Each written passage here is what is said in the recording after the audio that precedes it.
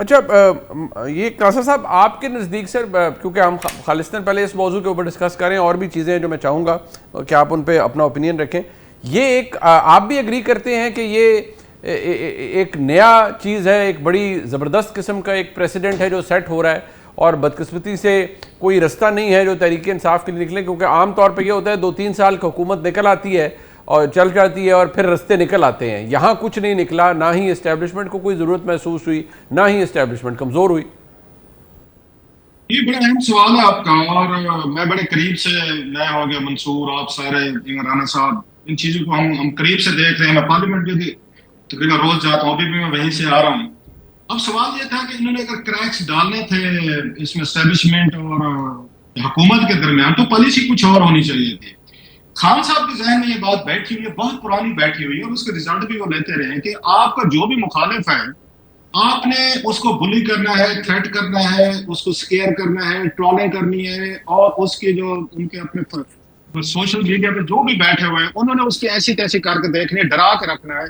और इसके रिजल्ट लिए उन्होंने, वो जुडिशरी में कुछ जज अगर उनको लगा कि हमारी उसका नहीं है, हमारी लाइन पे नहीं आ रहा, उसके खिलाफ शुरू हो गए। आपने सोशल मीडिया हुआ, कोई एंकर था, बहुत सारे एंकर के मैं नाम ले सकता हूँ जिन्होंने इनिशियली कोशिश की, but then they have to fall in line. उन्हें करना पड़ा कि नहीं ना, आपने व्यूज लेने हैं, आपने अगर इज्जत बचानी है, आपने अगर अपने आप को आगे महफूज रखना है, तो जनाब आपको खान साहब पे बात नहीं करनी।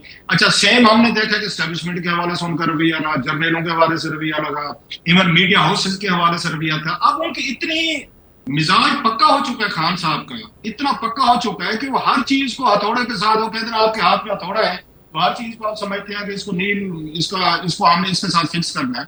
उन्होंने इन 2-2.5 सालों में मौका ही नहीं दिया ये एस्टेब्लिशमेंट को और हुकूमत को कि आपस में थोड़ा सा डिफरेंसेस पैदा हो सकता, थोड़ा सा उनको रिलैक्स होने देते, थोड़ा सा वेट कर लेते।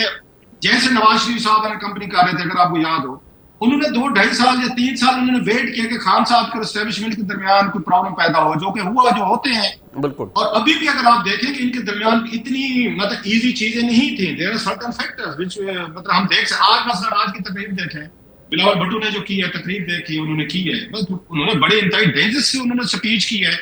अब उन्होंने वहीं पे बैठ के जितना नुकसान पीटीआई दे सकती थी इसको, हुकूमत को, वो तो अगेन कमेटीज में नहीं बैठते, वो कोई ऐसी गुफ्तगू नहीं करते। आज शहजाद अकबर साहब को मैं देख रहा था, आपने भी शायद उनका वीलॉग का देखा हो, उन्होंने जिस तरह के इमरान खान साहब को पेश किया कि किन हालात में उन्होंने चीफ साहब को, उस वक्त ये डीजीआईएसआई थे, उन्होंने किन हालात में उनको डिसमिस किया, तो सुनने वाली बात है। आपने आपने मुसलसल एक एक मतलब दबाव रखा हुआ है ये सोच के कि जैसे हमने सियासतदानों के साथ कर लिया, जैसे हमने सहाफियों के साथ कर लिया, जैसे एंकर के साथ कर लिया, हमने जजेस के साथ कर लिया, इनके साथ कर लेंगे। अच्छा, जनरल बाजवा साहब ने ये मतलब रिवायत सेट की थी कि उन पे जब अटैक हुए, जनरल बाजवा को डिफेंड नहीं कर सकते थे या कोई ऐसी चीज नहीं कर सकते, वो इनको रोक सकते थे। अब खान साहब का मसला ये हुआ कि उनका जो वास्ता है अपने ही मिजाज के बंदे से पड़ गया है। मतलब जैसे खान साहब खुद थे, तो दूसरे हमें लगता है कि चीफ साहब भी उसे ही जीत पे खड़े हुए हैं जैसे खान साहब खड़े हुए हैं। सो खान साहब के पास जो रास्ते थे, मेरा ये ख्याल है कि अगर वो उस वक्त पार्टी को, वो या बैरिस्टर गौर साहब के जरिए, इवन उमर अयूब साहब के जरिए, या अली मोहम्मद खान साहब के जरिए, या आप बैरिस्टर अली जफर साहब जैसे ऐसे लोगों के जरिए चलाने की कोशिश करते और थोड़ा सा खुद वो पीछे रहते, तो मेरा ख्याल है को रिजल्ट निकल सकते हैं। अब आप बताएं, महमूद कातिल साहब को जब आप अपोजिशन लीडर बनाएंगे, तो कोई रिजल्ट जो अपनी नहीं, जो अपनी फौज बनाना चाहते हैं, जो ये कह रहे हैं कि हर बंदा घर से अपनी बंदूक लेकर निकले, और जो इस तरह की उन्होंने तकरीरें की हैं, कल परसों भी की है, हमने सुनी है उनकी, तो इससे तो कोई रास्ता नहीं निकलेगा। खान साहब के जहन में वही बैठा हुआ जो मैंने कहा, मेरे हाथ में थोड़ा है, और हर नील जो है ना, हर में कील को मैंने उसी के साथ वो ठोकना है, उसके साथ फिक्स करना है। खान साहब जिस दिन 6 महीने या साल, पॉलिटिक्स में आपको वेट करना पड़ता है, आपने 6 महीने साल टाइम दे दिया, तो जैसे बिलावल ने आज तकरीर की है, और बड़ी खौफनाक तकरीर थी मस है, तो क्रैक्स उभरेंगे। आप उनको क्रैक्स का मौके नहीं दे रहे, तीनों चारों आपके डर से वो इकट्ठे हुए हैं। अब आप इसको खुश हो जाते हैं कि हमसे डरे हुए इकट्ठे हुए हैं, और भाई उनका फायदा हो रहा है, उन पॉलिटिकल पार्टीज का हो रहा है, प्राइम मिनिस्टर का हो रहा है, उस पीपल्स पार्टी को आप डरा ही रखे। उन्होंने इसी डर की बुनियाद पर पूरी पार्लियामेंट उन्होंने अपने काबू में कर ली है, उन्होंने वज़ीर-ए-आज़म अपने काबू में कर लिया है, उन्होंने जनाब आपका लॉ कानून काबू में कर लिए, जुडिशरी काबू में कर लिया, आपका मीडिया काबू में कर लिया, आपके खौफ की वजह से। आप इसी में खुश हैं कि हमसे डरते हैं, देखें इकट्ठे हो गए हमारी वजह से। ठीक। मसूद खान साहब की जो बेसिक प्रॉब्लम है वो वही है कि मैंने हर एक को अपनी शराइत पे, अपनी बात पे, जो मैं चाहूंगा वैसे होना चाहिए।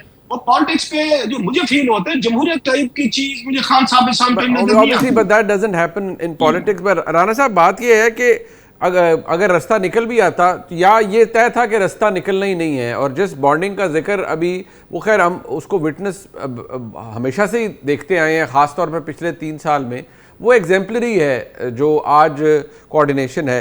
क्या ये हमेशा से तय था कि तहरीक इंसाफ के लिए कोई रास्ता निकलना ही नहीं था इस पूरे मिक्स के अंदर? जरा 2017-18 पे देखें कि उस वक्त इमरान खान की पुठियां भी सीधियां हो रही थी, क्योंकि फौज उनके लिए हर काम खुद तैयार कर रही थी। वो बता रहे थे कि इलेक्शन तक नवाज शरीफ जेल में रहेंगे, सजा भी होगी और जेल में रहेंगे, उसमें कोई शक भी नहीं हुआ, सब हो गया। लेकिन जब 1 साल इमरान खान की वजारत उज़्मा का हुआ तो जनरल बाजवा ने कुछ जर्नलिस्टों को रात को बुलाया और सहरी तक बिठाया, और फिर जिन्होंने बुलाया था मैंने उनसे पूछा कि ये क्या था, तो उन्होंने कहा कि हम ना जब नई दुल्हन आती है तो कुछ अरसा उससे खाना शाना नहीं बनवाते घरों में, कि भाई नई नई है तो भाई 1 साल हो गया, ये तो कुछ भी नहीं कर रहे। तो ये था। उसके बाद आप देख लें कि दायरा सियासत तो इसी चीज का नाम है ना कि आपने रास्ते बनाने हैं, लड़ाई भी लड़नी है। वो बड़ा फिक्रा है मरियम नवाज का कि जी मज़ाहिमत होगी तो मुफाहिमत होगी, तो उन लोगों ने उस पर काम भी किया, उनको पकड़ा। इमरान खान साहब का गुस्सा नहीं खत्म हो रहा था, नवाज शरीफ साहब को बाहर भिजवाया तो उनको समझ आई कि भाई ये तो क्या हो गया है। मैंने तो उस वक्त खबर दी थी कि मुझे आज ही बताया गया है कि उड़न खटोला आएगा और नवाज शरीफ को बाहर ले जाएगा, जिस दिन नवाज शरीफ हॉस्पिटल गए थे। अच्छा, अब ये जो सारी हम सिचुएशन देख रहे हैं 3 साल में, आप आ जाए, जिस दिन जनरल आसिम मुनीर को DGI से हटाया था उस दिन उनका नंबर भी ब्लॉक कर दिया था इमरान खान ने। आप फिर मजमा लेके आ गए, जब आप एक टांग का कह रहे थे कि जी मुझे गोलियां लगी हैं, तो आप पिंडी आ गए थे और एजेंसी की थी हमजा कैंप के पास फैजाबाद पे, तो आप रोकने के लिए आए थे उस तकरीरी को, तो आप नहीं रोक सके। फिर आप कभी कहीं जलसे कर रहे हैं, कभी कुछ। वो 25 मई 2022 को आपको याद होगा 3 घंटे ये सवारी में खड़े रहे क्योंकि गाड़ियां खड़ी थी, बंदे नहीं थे, और फिर इस्लामिक टच देते हुए वापस हुए। पूरी सुप्रीम कोर्ट बाकायदा इनके लिए मतलब मैं लफ्ज क्या इस्तेमाल करूं, ऊंधी हुई पड़ी थी कि जनाब गुड टू सी यू, सब कुछ करके छुड़वाया। तो इमरान खान खुद नहीं तहरीक चला सके तो दूसरे क्या चला लेते, जो बाहर बैठे हैं वो तो सारे चूरी खा रहे हैं। ये हमने पूरे मीडिया ने इतनी तनकीद की तो इस दफा कुछ कटौती की तहरीकों में खड़े रहे। ये तो फैसिलिटेटर से बाइकाट करके भाग जाना हर चीज में। अल्लाह माशाल्लाह, खान साहब खुद भी यही काम कर रहे हैं कि जनाब कमेटियां छोड़ दो, और अगर इनकी मुलाकातें होती तो शायद असम्बली भी छोड़ चुके होते अब तक। अभी तक तो ये कुछ ऐसा नहीं कर सके। सियासतदानों को सियासत करनी चाहिए। इमरान खान जिस छक्के चौके पे आए थे वो समझ रहे थे कि जनाब मुझे तो लाए हैं, उस पहले तो इसी गलतफहमी में रहे कि मेरा मुतबादिल कोई नहीं। अब मैं बार बार कहता हूं कि उस गेट जो शेख रशीद साहब बार बार कहते थे गेट नंबर 4, उस पर शहबाज शरीफ का कब्जा है, और वो मोहब्बत के साथ एतमाद के साथ आज आप पार्लियामेंट की तकरीरें सुन लें क्या हो रहा है। कहीं पे वो रखना डालने देंगे इनको PTI वालों को कि जी आपके लिए कोई रास्ता अवेलेबल है। और फील्ड मार्शल अल्हम्दुलिल्लाह उन्होंने जंग भी जीती, पूरी दुनिया उनके लिए रिज़्क़ुल लिसान हो रही है। सदर ट्रंप जैसा बंदा जो अपने पहले खिताब में जब वो बताता है कि काबुल में बंदे मारने वाले हमारे पास पाकिस्तान ने दे दिया है, शुक्रिया मैं कर रहा हूँ, और उससे लेके और आज तक कौन सा ऐसा काम है जिससे पाकिस्तान की, ठीक है महंगाई आई थी वो अल्लाह का शुक्र है, अब कुछ बेहतरी की तरफ होगा, और हम ये चाहेंगे कि हुकूमत पाकिस्तान